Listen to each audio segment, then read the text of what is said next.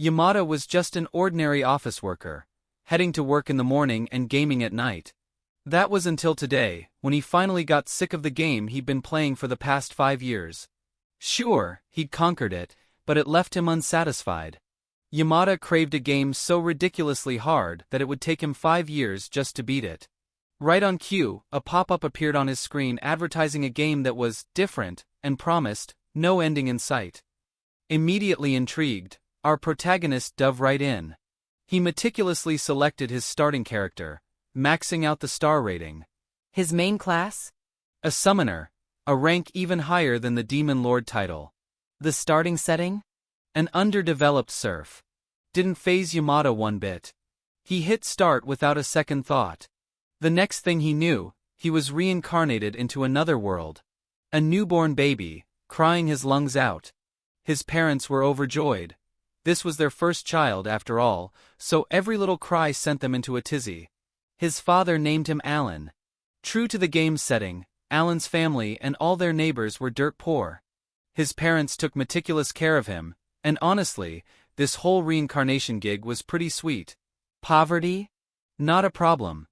Work hard, and things will work out. That was his motto. Now a 1-year-old, Alan still hadn't spoken a word. But with the soul of an adult, he understood everything his parents said. Their village, yet unnamed, was on land requiring an annual tax just for farming rights. His father, Rodong, was a fierce warrior in his mid-20s, and his mother, Thesia, was unbelievably beautiful and kind. With parents so young, Alan figured it wouldn't be long before he had some siblings. Later, pretending to be asleep, he tried to pull up his player stats. No luck again. He'd tried countless times before. Switching tactics, he finally succeeded. His parents rushed in at his cry, but he'd already dismissed the screen, narrowly avoiding discovery. But when he finally saw his stats, he was horrified. Everything was rock bottom. All E ranks. His class, Summoner. His main skills, summoning and creation. The more he used them, the higher they'd level. At his current level of 1, his summons were limited to insects and beasts.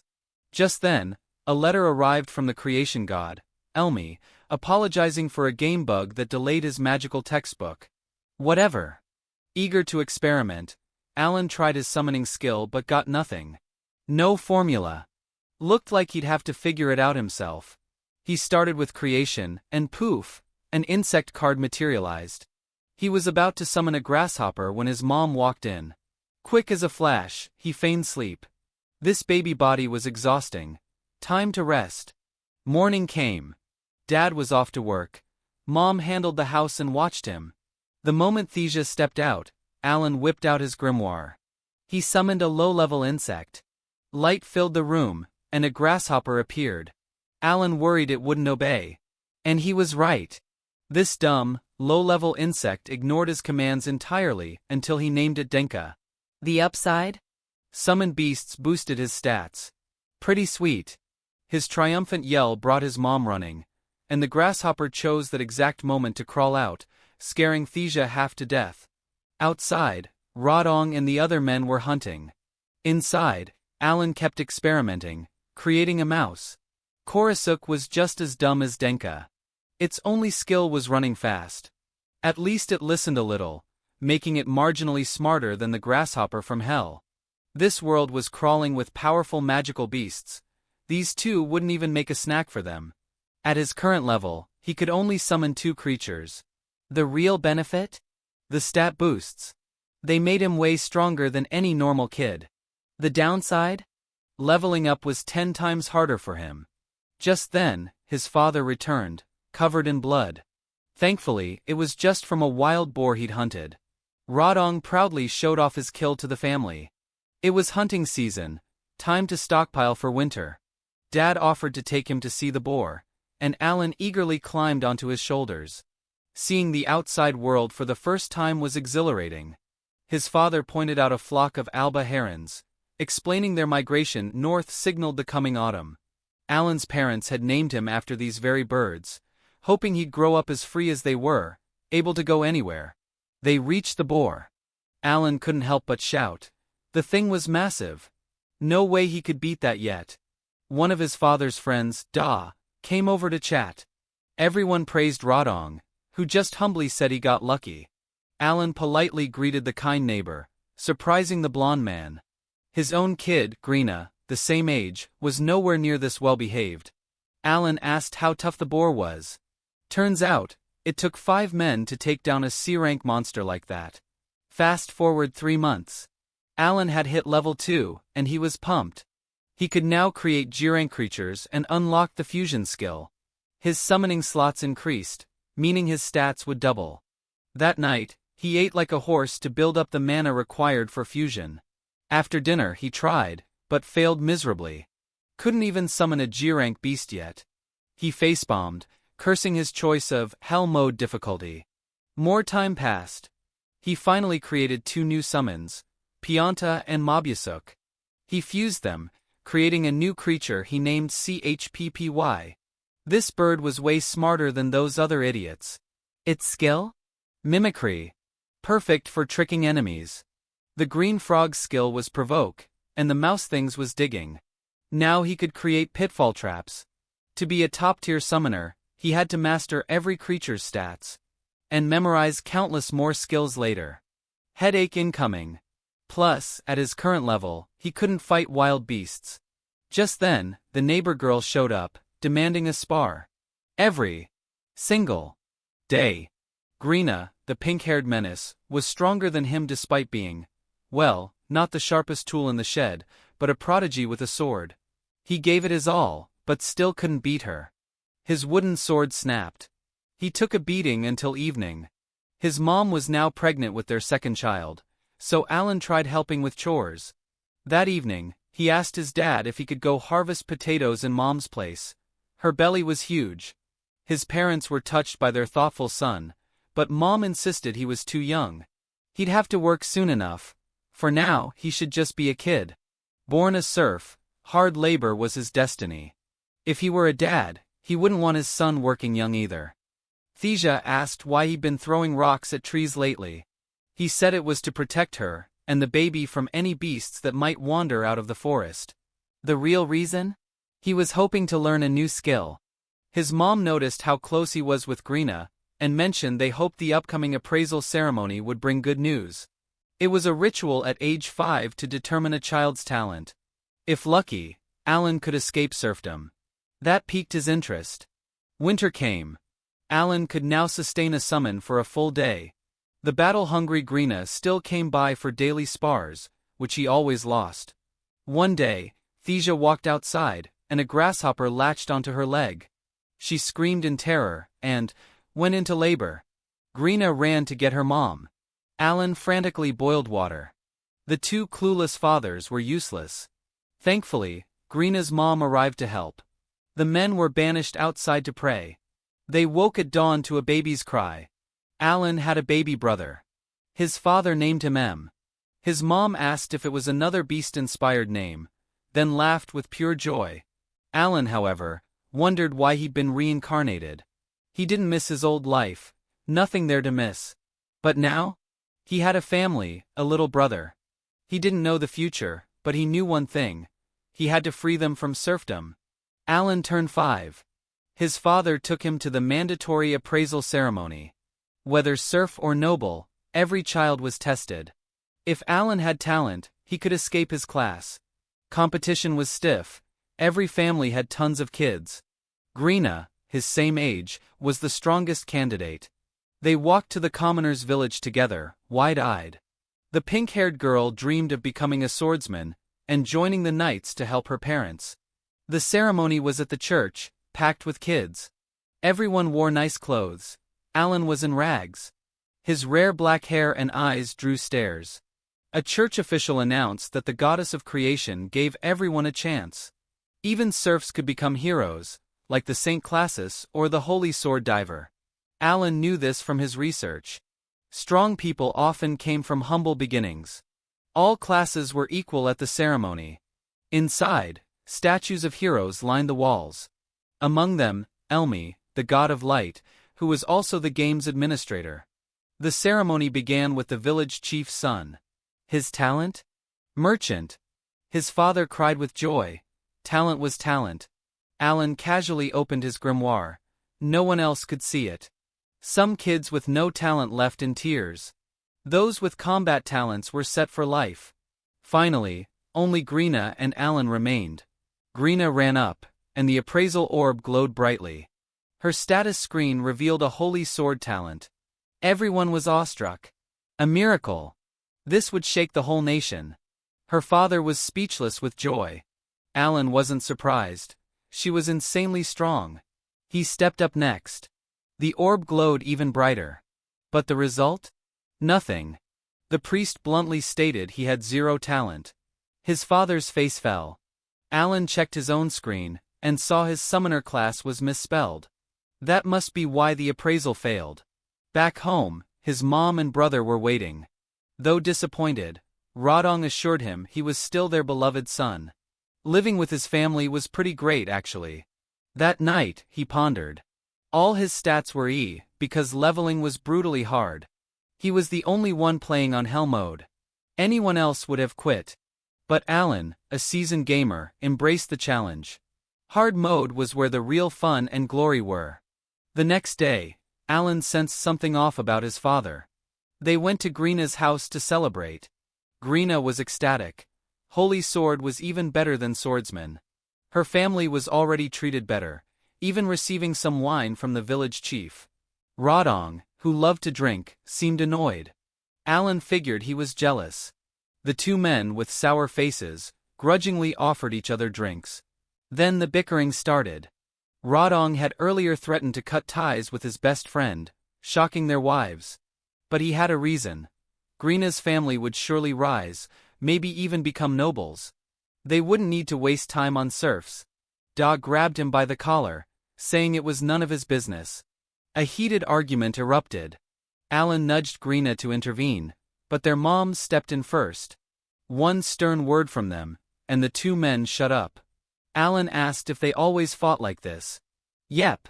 Before marriage, they'd brawl constantly. Kids mellowed them out a bit. The four of them were childhood friends, born and raised in the same village, and eventually married. They'd founded this village together 20 years ago, deciding to make it their home. They were so close, the two men even built identical houses. The argument then devolved into who contributed more to building them. It had been ages since they'd had wine. Tonight was a perfect chance to relive old memories. Days later, Da was surprised when knights arrived to see Greena. The two fathers brought the kids to meet them. News of the Holy Sword had spread. That insufferable brat from before showed up to mock Alan for being talentless, with all E ranks and a serf. Greena defended him, insisting he was strong. Then the royal knights arrived. Everyone was awed and intimidated. The village chief called Da and Greena forward. Greena was thrilled to see real swords. Alan felt a pang of sadness. She'd probably leave the village. Da objected when they wanted his daughter to spar with a knight using real swords. They needed to verify if she was a genuine holy sword. The vice-captain would fight her. The captain warned that falsifying the ceremony was a capital offense, and a spar would verify her talent. Da pleaded. She was only 5. They threatened his whole family if he refused. Oblivious Greena just wanted to play. Given a small sword, she eagerly joined. I am Greena, challenging you knights. Liebrand accepted. Greena attacked like she always did with Alan. Her swordsmanship had improved through constant practice. But the vice-captain, with his adult body, easily overpowered her. He kicked her hard into a wall. Her father saw red. Alan and his dad were restrained. Then Greena rose, her holy sword lineage awakening. An aura of pressure washed over Liebrand, who broke into a sweat. She launched a relentless assault, giving him no chance to counter. She even shattered his sword. The captain had to stop the fight. Da collapsed in relief. The villagers cheered. She'd proven herself the real deal. The old man who'd threatened them even thanked Da for raising a holy sword, apologizing for his earlier stubbornness. They discussed her future. Da was allowed to bring a friend for support. They were invited to dine with the chief's family. Da was still fuming over his daughter's near-death experience. Alan eyed some delicious-looking fruit, thinking of his mom and brother. The captain, Xenoph, explained he was sent by the Lord to verify the holy sword. Henceforth, their border village would be named after Grina, by the Lord's decree. The chief explained the extreme measures. 3 years prior, a holy sword had appeared in a count's family, served the royalty, but failed to meet expectations. A reappraisal revealed they were just a regular swordsman. Since then, they were wary of talent exaggeration. The captain apologized again, and said the Lord's family would be responsible for Grina's upbringing until age 15. She'd attend the academy, and eventually serve the royal family. That annoying brat asked if everyone had to go to the academy to become a knight. Xenoph confirmed it. While they talked, Alan snagged 2 of those delicious-looking fruits, hiding them in his clothes. The captain promised to send teachers to the village. If the kids studied hard, they could get into the academy. Grina invited Alan to join her, only for the brat to mock him again. Xenoph noticed Alan's rare black eyes and hair. Learning he was Rodang's son, he mentioned the Baron loved the wild boar meat from their village, praising Rodang's courage. Time skip. Alan leveled up and was overjoyed. His new skill, enhancement. Now he could summon F-rank creatures and fuse them to create new ones. His dream? A dragon. That would be OP. His summon slots increased to 4. 2 years since his last level up. Grinding was tough, but worth it. That night, his family gathered by the fire. His mom was pregnant again. Alan would handle more chores. His little brother asked if they'd get another brother. Dad said maybe a sister. Mom, feeling very light kicks, thought so too. She wanted to name her. Dad asked if she had a name in mind. Just then, Alan was reading his grimoire, which had a message from Elmi. He read it aloud without thinking. His parents freaked out. That was the god's name. You don't name a child after a god. Thesia worried her son had been acting strange lately. Alan brushed it off, asking about Dad's healed wound. Rodong mentioned passing a god's trial that day. Sometimes, his body would feel refreshed and wounds would heal. Alan realized that was leveling up. Dad gained experience from daily boar hunts. Though he couldn't see stats, Alan figured his father was incredibly strong. His summoning skill was now 3, but his base level was still 1. He couldn't gain XP without defeating magical beasts. He asked his dad to take him hunting.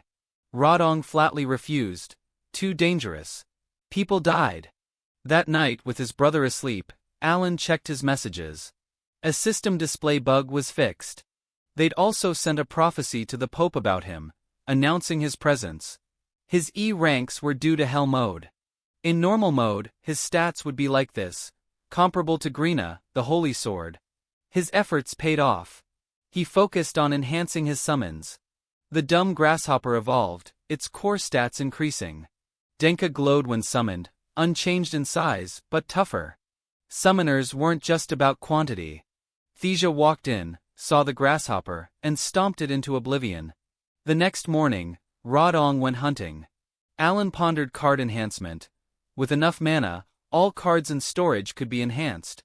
After laundry, he experimented with fusions, trying to get new creatures. Finally, fusing the beetle and bird gave him a plant. Weird. A summoner summoning plants? Its stats were high, and it boosted its owner's mana. This could shave years off his leveling time. He summoned it. It looked like an apple but could move. He named it Appo. Pretty smart, it showed him its special skill, aroma. Activating it made Appo burrow and sprout, emitting a strange, pleasant scent that made Alan happy. Just then, his mom and brother arrived. Alan told Appo to return to card form, but it ignored him.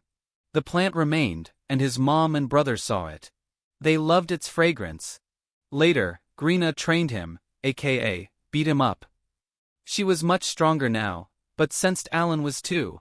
His swordsmanship was level 3, and thanks to expanded storage, his endurance and attack stats increased slightly. He suspected Aroma's influence. He'd also summoned a dog, PhD, an attack type. He wanted to test it but not on Grina. That evening, he practiced rock throwing for endurance. He'd thrown over 10,000 times with no level up. Plus chores. Maybe it was time to quit rock training. Aroma had grown into a bush. It was a bit in the way, but it reduced his mana recovery time from 6 hours to 5. An extra hour for research. That night, Rodong wasn't home. Everyone worried. Then they heard Da. Men were carrying Rodong, badly wounded. Thesia panicked. A boar tusk had pierced him. Da saved him with a precious muller flower, bought with the gold from the knights after Greena's appraisal. The other villagers grumbled, blaming the commoners. They demanded Da protect them. Alan's baby brother, overwhelmed, started crying. The other hunters were sent home. Alan asked what happened. Days ago, the chief ordered his dad and uncle to let commoners join the boar hunts. Boar meat was valuable, mostly for the lord, but hunters got a share to trade. It was dangerous work, people died every year. But they had no choice, hunt or starve. The commoners wanted in because they'd heard of Rodong, the serf hero. Everyone thought hunting with him was safe. So the chief forced it. Rodong and Da were against it. Amateurs were a liability. But orders were orders. The new guys didn't train, slacked off, probably resented being taught by serfs. During the hunt, they were given the easiest job, distraction. They froze, ruining the plan and endangering themselves. Rodong had to save them, taking the fatal hit. Luckily, they got the boar. Da would deliver the meat tomorrow. For now, Alan's mom should care for his dad. Alan felt utterly useless. Next morning, Rodong woke up and immediately asked about the boar. No meat meant a hungry family. He had to push on. Alan realized he'd been too focused on power leveling, forgetting this wasn't a game. This was real life, and it was brutally harsh for serfs. With another sibling on the way, his dad had to work even harder. Da arrived with their share of meat. The other hunters vowed to support the family through winter. Alan told his dad to rest. He'd protect the family. Everyone was surprised by his maturity. He went to fetch water from a faraway well, carrying 2 full buckets, amazing the adults. Time to stop acting like a kid. Luckily, with Greena around, no one questioned his strength. Family was priority 1. He decided to focus all stat gains on physical abilities, ignoring mana. That would help with chores. After getting water, he told his mom he'd harvest potatoes. Uncle Da would teach him. It required strength to pull the tubers. Alan did it one-handed, shocking his uncle. Kids these days were built different. Alan credited his dad's genes and cleared the field. Half the harvest went to the Lord. Tough life. The village chief came to apologize, but Mom wasn't happy. The blonde brat who caused the accident bowed in apology. Alan was furious, but his dad had already forgiven them. Rodong warned them to be careful if they hunted again. Neighbors visited, even inviting the injured man on another hunt. Cruel. Next day, Alan went to the fields to trap birds for his dad's recovery.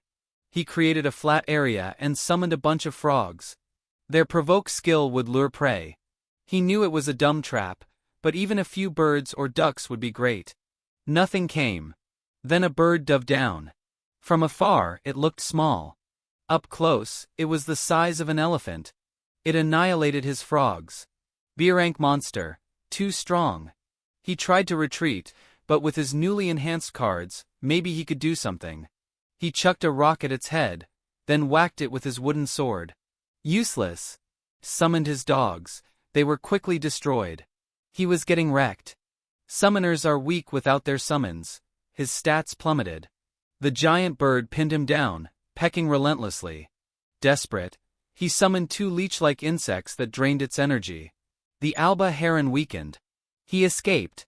The enraged bird shook off the leeches. Alan called his remaining dogs to attack, then jumped, landing a final blow on its head with his wooden sword.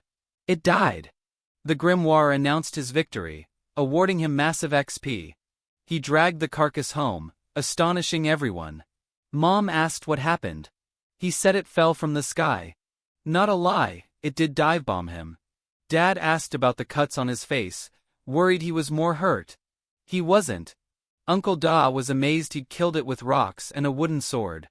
Noticing bite marks, he asked if Alan bit it. Alan just laughed, saying he didn't remember. The fight was too intense. Da offered to butcher it for the still weak Rodong. Alan noticed a lump on his uncle's head, guessing it was from a spar with Greena. Yep, she'd whacked him. They hung the bird to drain the blood.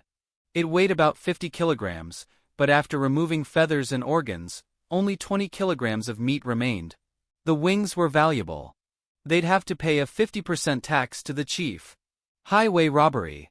Da explained low E-rank monsters like horned rabbits were tax-free. But an Alba heron was D-rank, so the tax applied. He also extracted a magic stone from its body, which also had to be handed over. He planned to negotiate a lower tax rate. Facing danger for only half the profit was insulting. Alan had a plan. They went to the chief. Seeing the rare bird, he was delighted. Da offered all the feathers but asked to keep all the meat. The chief refused, demanding meat too, citing the lord's increased quotas. Da countered, adding the magic stone. Then the performance began. They reminded him of Rodang's near-fatal injury caused by someone's decision, the chief's. A mere child, Alan, had to hunt in his father's place. Extremely dangerous. Alan played up being tired and hungry. Their coordinated act put the chief in a bind. Push too hard, and the kid might stop hunting altogether. He caved. Alan cheerfully thanked him, promising to hunt even more and provide feathers and magic stones. That was the goal all along, keeping the tax low. Their plan worked perfectly. Next day, Alan returned to his spot. He used the frog's provoke skill, successfully luring 2 Alba herons down. Experienced now, he instantly recalled the frog cards to avoid stat loss. He sent out the leeches to drain their energy, then pelted them with rocks while his dogs attacked. Quickly overpowered, he finished them off. 2 in one go, a good day. Fighting with summons was becoming second nature. He gained enough XP to level up, his stats increasing significantly. His physical and magical power fully restored. Leveling up felt like doubling his strength. He couldn't hide his power anymore. He decided to tell his parents a little. Rodong still couldn't hunt. Seeing his son bring home 2 Alba herons was shocking. After hunting, he'd play with Greena. Winter was coming, but food wasn't a worry. He'd trade the meat for other goods. Distracted while fighting Greena, he got whacked. That evening, he sat his parents down. He claimed that at age 1, he'd received a message from the god Elmi, promising wisdom and strength. Hence, he was smarter and stronger than other kids. His parents bought the story. Thesia worried about trials. Rodong, noting the healed cut on his son's face, was calmer. Proof he'd overcome one. Mom asked about the appraisal. He said he'd actually received the message from Elmi 2 months prior, not then. Dad scolded him for using the god's name casually. Alan said he did have talent, just not the kind shown at the ceremony. He couldn't reveal what it was yet. Thesia hugged him, wishing he'd told them sooner. She understood why he trained alone with a sword and rocks. He was facing dangerous trials. Dad asked his next step. He'd keep hunting to overcome trials. Rodong supported him, telling him to come to them if things got hard. He thought the god's message should stay secret, but Da could know. He was a good friend. Now, Rodong could be proud of his son, no longer envious of Da's holy sword daughter. Time passed. Snow covered everything, making food scarce. Not for Alan. He'd stockpiled tons of Alba herons. He and his uncle sold the meat for supplies. It was his first time shopping. Da guided him. Asking about the difference between commoners and serfs, his uncle explained social status. Commoners didn't pay the crippling 50% tax, making life easier. To become a commoner, you paid the lord 10 gold coins, plus an annual 3 gold tax. The lord could also elevate status for exceptional achievements. With his mom due, they needed those 10 gold coins to free the family from serfdom. They traded dried meat for salt, fruit, and other goods. After that, Alan could trade alone. He learned prices, noting them in his grimoire. He spotted some delicious-looking fruit, but it cost 4 times the normal price. Crunching numbers, to earn 10 gold, he'd need to hunt 20 Alba herons. A few years' work, but he wasn't discouraged. He asked about mana potions. The shopkeeper said they were too expensive. Healing potions were available, priced by effectiveness. He asked about the flour that saved his dad, but it wasn't in stock. The shopkeeper recalled selling his only one to Da, who'd begged and cried, practically stealing it for 2 gold below market value. The kind shopkeeper still sold it. Touched, Alan offered some dried meat as thanks, explaining Da had saved his father with that flour. Outside, he spotted weapons costing 5 silver. He ran into that annoying brat and the chief's son. The brat asked what he was doing there. Alan ignored him and got punched. Fed up, he decided to teach him a lesson. He pointed his wooden sword at him, scaring him. "Get your weapon. Fight me." The brat, pissed, obliged. The chief's son just greeted him politely. The fight began. The brat was all talk, much weaker than Alan, though still strong for a kid. Alan finished him decisively. Back home, he had a new baby sister. Dad's wound had healed. The next days, the brat, Dog Aura, came to learn fighting from Alan. Alan learned staff fighting from Greena. It was heartwarming. The annoying kid tried to steal food, but got caught. Evenings, Alan played with his adorable baby sister Mila. Then his dad and uncle returned, upset. The chief told them the lord's meat quota increased from 20 to 30 boars. More hunting. And the commoners would join again. His mom was terrified. Rodong tried refusing, but it was the chief's order. Refusal meant losing their land and being exiled. Understanding the gravity, Alan cheered everyone up, promising to help. He had the god's gift of wisdom and strength, after all. Days later, Alan and his dad met the other hunters.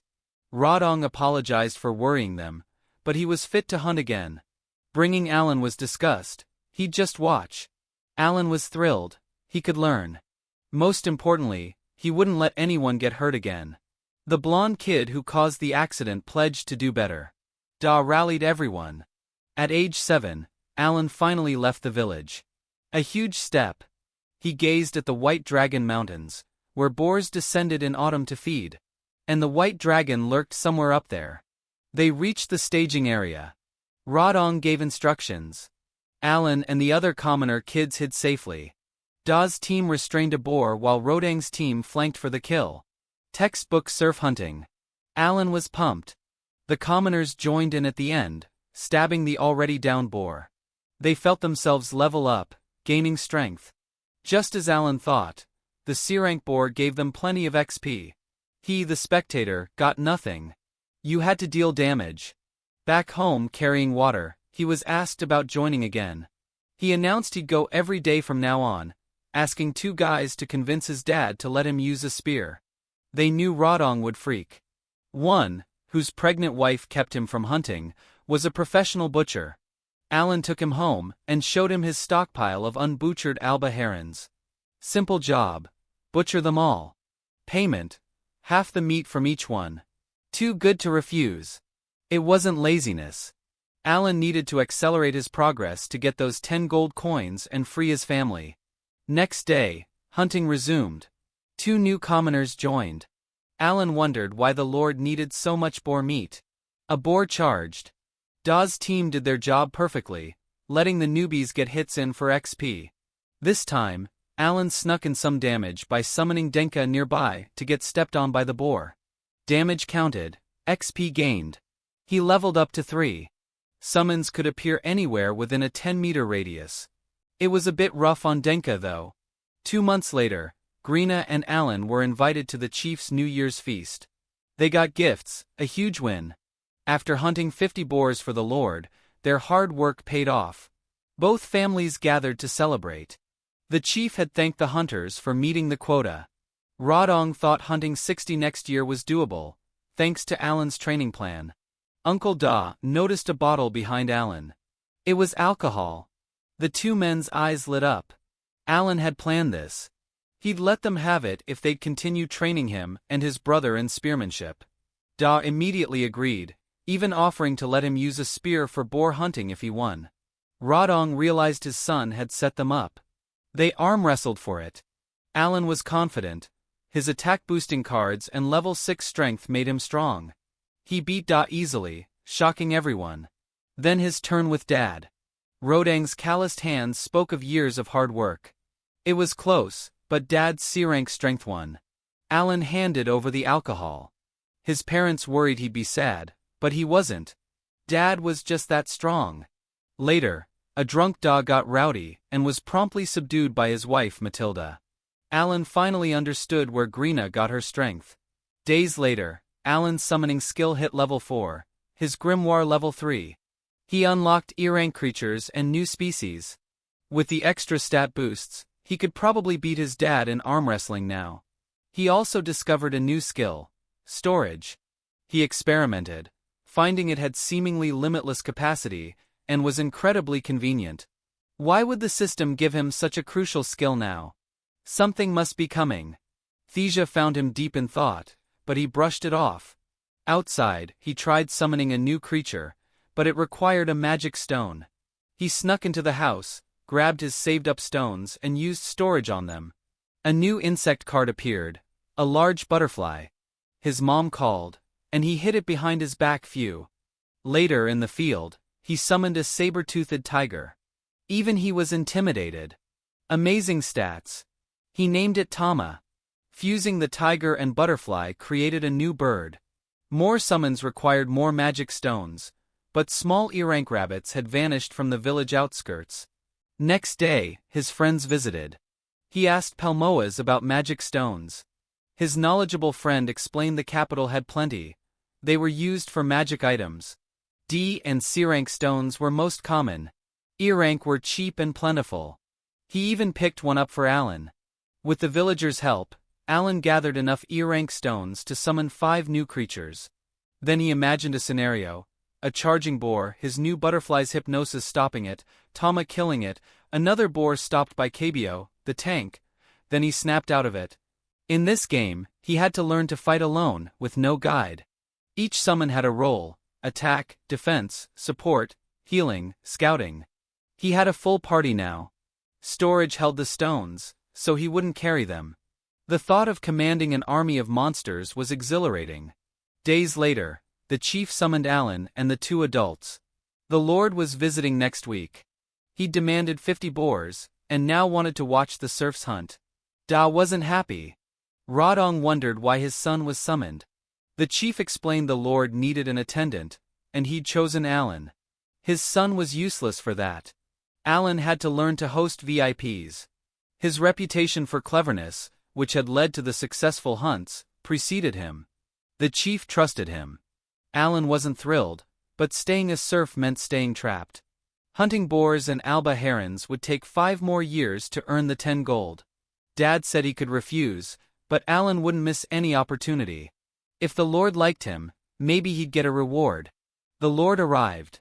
His first impression was his commanding eyes. He brought his daughter Sile. The Lord thanked the chief for developing the town, and apologized for the boar meat quota. It was a royal command, out of his hands. Some idiot had mentioned the boar hunt in front of the king, hence the increased quota. Meat dishes were served. The Lord and his daughter loved them. Asked what meat it was, Alan stepped up. It was alba heron he'd hunted, and he offered some to the Lord. The other dish used breast and liver with various spices. Impressed, the Lord asked if he was the chief's son. The chief said he was Alan, son of the boar hunter Rodong. The knight captain recognized his black hair and eyes. They exchanged pleasantries about the next day's hunt. The Lord was impressed by Alan's eloquence, surprised he was a serf. Sile scoffed, earning a rebuke from her father. Serfs were still their people. Glaring at Alan, she'd already decided she didn't like him. The captain offered his knights help if the 50 boar quota was too hard. Alan was against it. If the serfs lost their work, they'd starve. Sile was excited to see the knights in action. The Lord said the knights could just teach and assist. Alan boldly declared they'd handle it themselves.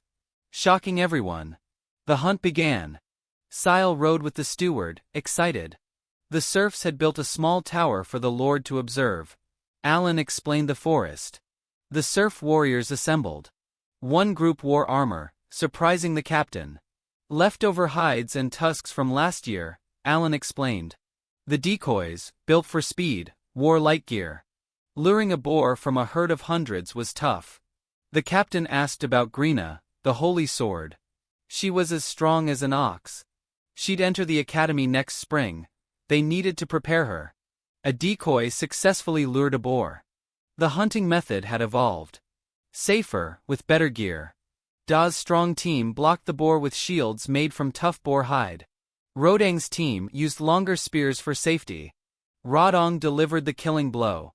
The bloody scene made Sile faint. The serf's performance was incredible, untrained but as effective as professionals. The Lord was convinced the 50 boar quota was no issue. Just then, 2 more boars appeared. The captain worried, offering help. Alan stopped him. They'd handled 2 before. Their refined tactics worked perfectly.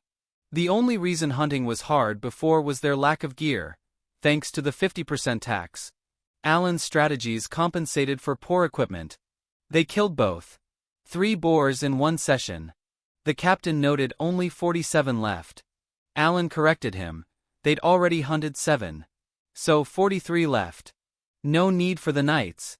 Seizing the moment, Alan asked the Lord's permission for the hunters to make 2 more large shields for next season, and to trade and buy alcohol. He explained that flooding the market with boar meat would lower prices, so trading elsewhere avoided loss. Alcohol boosted hunter morale. The captain backed his request. Impressed, the Lord granted both. Sile sneered, warning him not to get a big head. Alan just hoped he'd never see her again. The Lord praised their performance and promised a reward. Alan hoped for his family's freedom from serfdom. His wish was granted. Both families were elevated. His uncle and dad were overjoyed. Alan was even happier.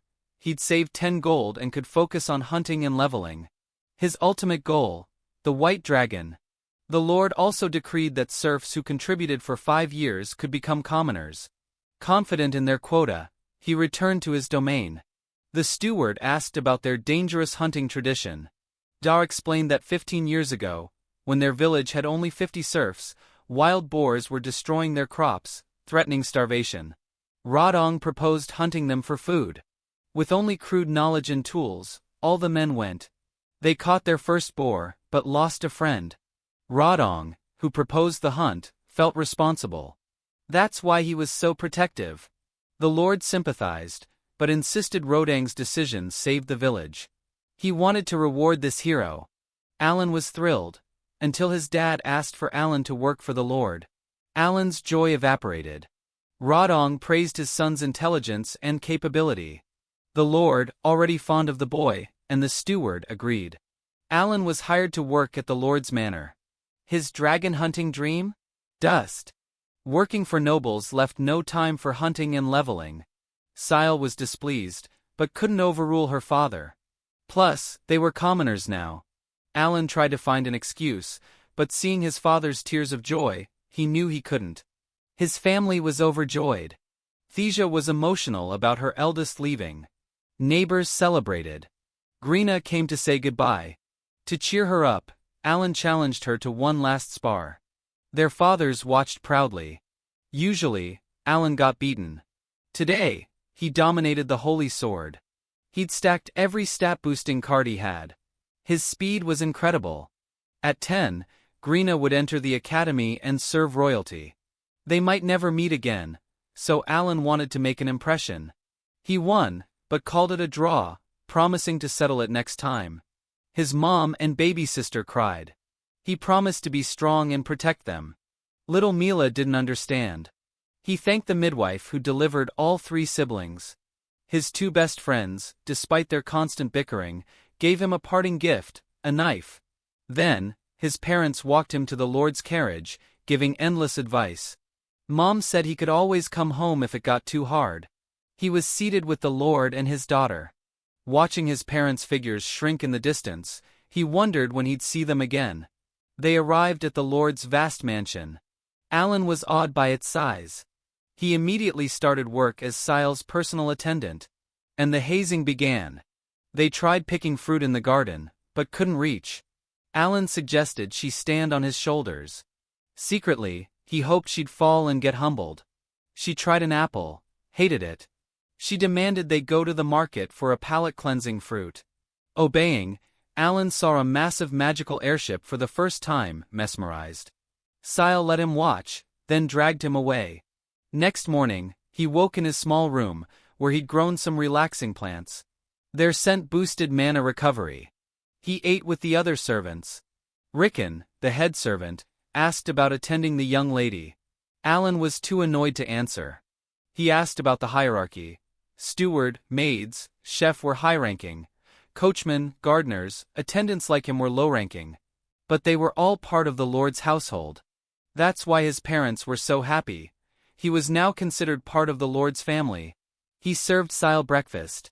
Surprisingly, the Lord's family ate simply, much like the servants. The lady took a liking to him, asking if he was settling in. He thanked her politely, impressing her with his demeanor, so unlike a former serf. The Lord mentioned Alan's lack of talent. Cecile smugly declared she was a mage, and her older brother Mihai was a swordsman.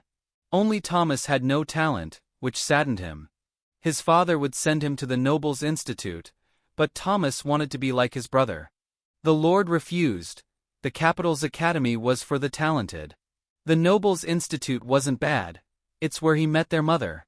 Sile, inadvertently upsetting her brother, glared at Alan as if it were his fault. With a free day, Alan explored the town. It was far more developed than his village. He sought the Adventurers Guild. He tried to register, but was too young. Minimum age was 10. Determined to keep grinding, he looked for other ways. The guild had tons of information. While reading request slips, an older adventurer kicked him out. It wasn't a playground. Clever Alan offered to leave if the guy explained a few things. Monsters appeared everywhere, so locations weren't specified on requests. The further from town, the stronger the monsters. The White Dragon Mountains had the strongest. Alan pointed to a monster with a 100 gold bounty, asking why no one took it. The exasperated adventurer explained it was fast and tough. The bounty for the White Dragon itself was 5,000 gold, but no one could beat it. The mountains were rich in rare metals, tempting many to try, hence the increasing bounty. That implied mithril was worth more than gold. Raven's partymates called him for a drink after cashing in.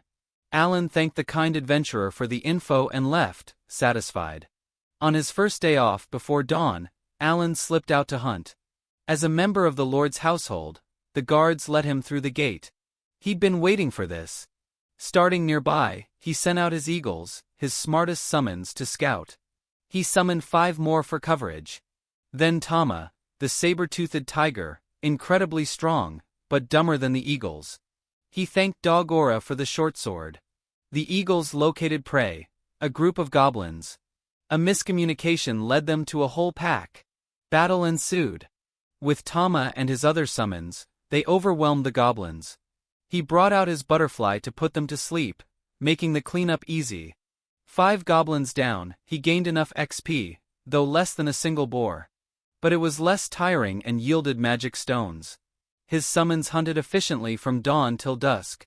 That day's haul: 40 goblins and 5 E-rank rabbits. The XP let him level up. He learned his butterfly's sleep wasn't guaranteed. It had a percentage chance.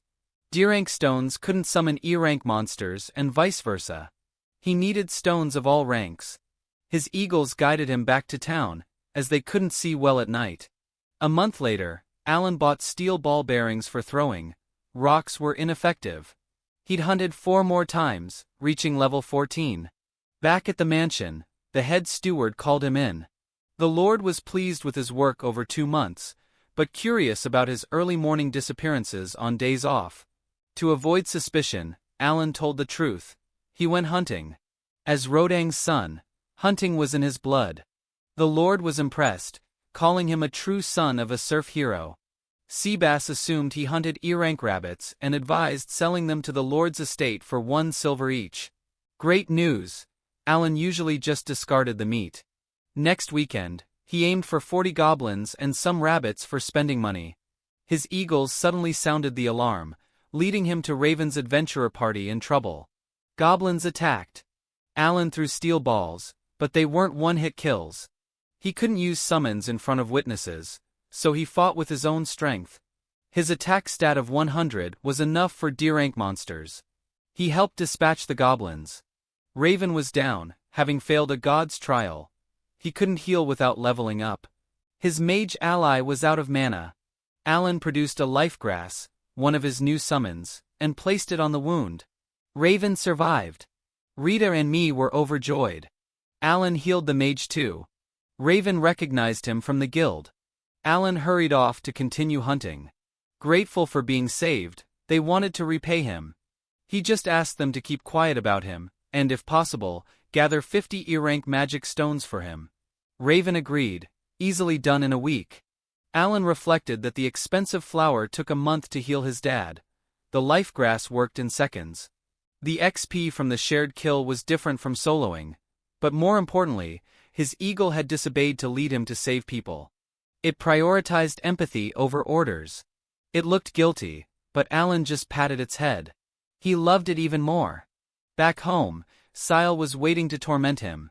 They snuck snacks from the pantry, and even mimicked cat sounds after knocking something over. Good times.